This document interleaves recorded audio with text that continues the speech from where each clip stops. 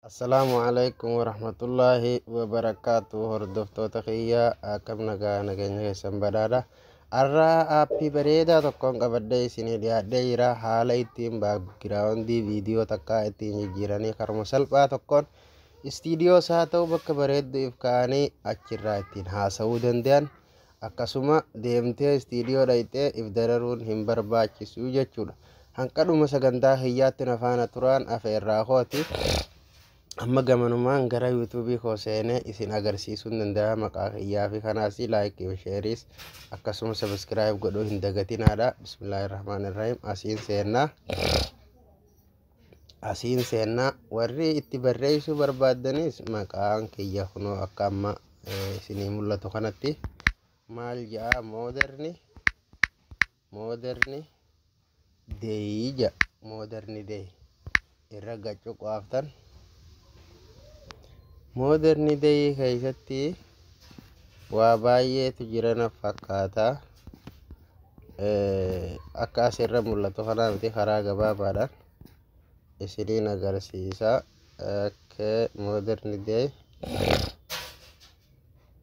Mooderni deeyi wallee namni biraatis ni jira.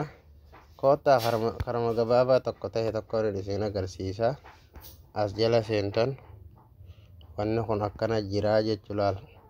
Mooderni deeyiin kana isiniin jiru kana mooderni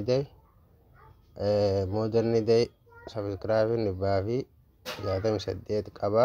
Viidiyoo 340 takka qabaa jechuudha. Okkee gama barumsichaatti haa dabarru. Buleeyyan kiyya kunoo pilaastoorii seentanii pilaastoorii erga seentan booda kaap kat kajuu kana laa kaap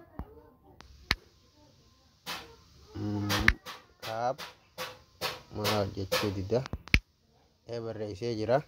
Kaap kat isa jiru kanarra dhooytanii jechuudha. Kunoo duraaniin barreessee jira naaf mul'isee jechuudha.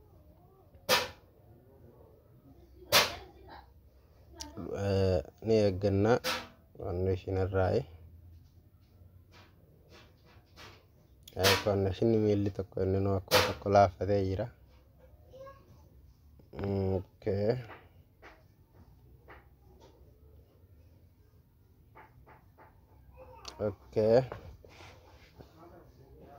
Dhufee jira jechuudha. Kunoo dhufee jira jechuudha. Ani abdeet godhuu nan barbaachisu dura waan hin buusee jiru jechuudha.